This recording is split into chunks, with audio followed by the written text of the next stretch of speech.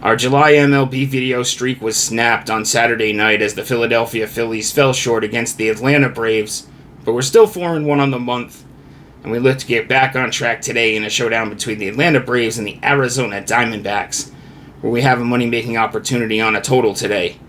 I'm Steve Seagrave from SportsMemo.com. I also have a special offer to share with you guys at the end of the video, but for now, you guys know what to do. If you enjoy this content, hit that like button for me. Subscribe to the Wager Talk channel. Let me know in the comment section. It's kind of not the greatest slate today, only 7 games. But let me know who you got today, whether it be this game or any game on the MLB slate. I'll be checking the comments and responding back to you guys throughout the night. So like I said, we lost our streak. Phillies fell short against the Braves 5-1 on Saturday night. But like I said, still 4-1 on our July MLB videos, and we're doing great for clients. We've cashed our last 10 MLB plays, 24-6 run, makes us number 1 over the last 30 days over at SportsMemo.com. But you guys want to hear about Atlanta at Arizona. First pitch, 9:40 p.m. Eastern from Chase Field. Look at the Braves sitting at negative 192 on the money line. I think this line has dropped. They were over 200 when I first saw this line last night. Arizona plus 160 with a total of 8. Braves swept the 3-game series against the Dbacks at Atlanta back in early April, and both teams coming off a 2-1 weekend, 1-2 of 3, I should say. Braves against the Phillies, they win 2 of 3, especially on Saturday night.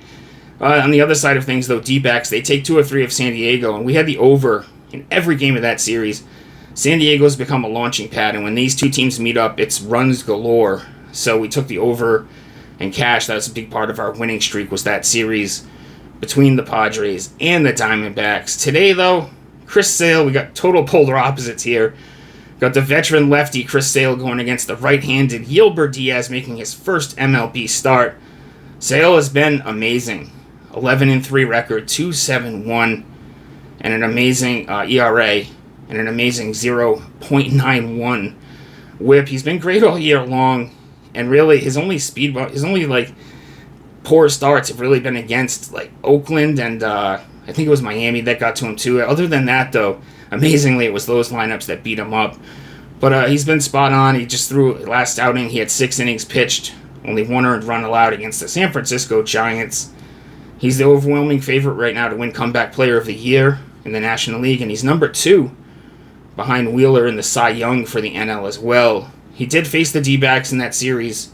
It's only his second start of the season, pitched 5 1/3, 2 earned runs in a game against Arizona that the Braves obviously went on to win, considering they swept the series. On the other side of things, Yilber Diaz, the young prospect, number 16 prospect in the Dbacks organization.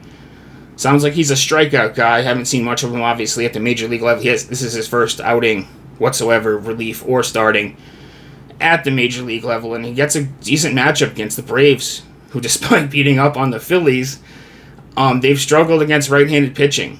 Number 24 in OPS, 26 in WRC plus over the last 30 days against right-handed pitching. So these Braves bats have struggled to score runs, especially against right-handed pitching. On the other side of things, Arizona Diamondbacks bats have been hot against lefties. They're a top 10 lineup against left-handed pitching over the last 30 days. But Sale's really handled this current Dbacks lineup. They're only batting .237 against them with 3 home runs and 72 at-bats. Really, the only guy that does much against him is Grichuk, 6 for 20 with 2 of those 3 home runs. So he's the one guy that's gotten to Sale, and that's not even that great. 6 for 20. It's a 300 average, but it's, the rest of the lineup hasn't gotten to him. I'm not sure if Marte plays today. He's dealing with an injury that kept him out for the last 2 games of that San Diego series. As far as bullpens, polar opposite here. Braves have been the best bullpen in baseball over the last 30 days. Number 1, ERA, WHIP, xFIP, you name it. Diamondbacks on the other end of things, they're like a bottom 5 in most categories, if not bottom 10 at best. So we have 2 total polar opposites on the bullpens, but we're going to be staying away from the bullpens in this one. Stick to the first 5. I think Sale does enough here against this Diamondbacks lineup in the first 5 to keep a lid on him. And I think the Braves bats struggling against righties, facing a pitcher they're not familiar with. And a lot of times we see lineups struggle until they get the book on the guy. they struggle against pitchers they're not familiar with. So I think Diaz does enough here to keep a lid on the Braves as well. So we're going under 4.5 for the first 5. It's -130. A little bit juicy, but I think 4.5 is a nice number for this based on the numbers that we see in this game. And we've got an ace with Sale on the mound and an unknown factor with Diaz on the mound. So I think it works out pretty nicely for an under on the first 5.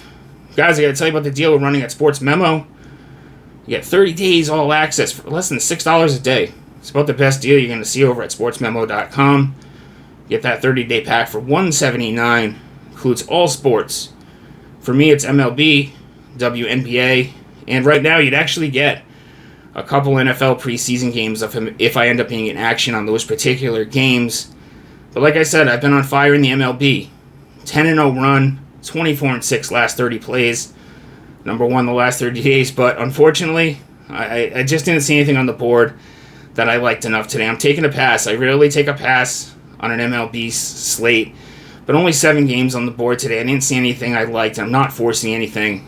But just so you know, if you were to get a long-term pass, you get credited that day. When you have a long-term pass, if I take a pass, you get credited for that day. So if you picked it up today, you'd have the next 30 days. If you already have a package, some of you guys bought that Midsummer's Classic pack.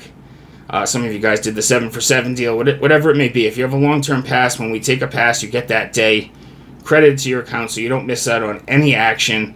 And like I said, I rarely take a pass, and I'm sure I'll be in action tomorrow in the MLB and the WNBA.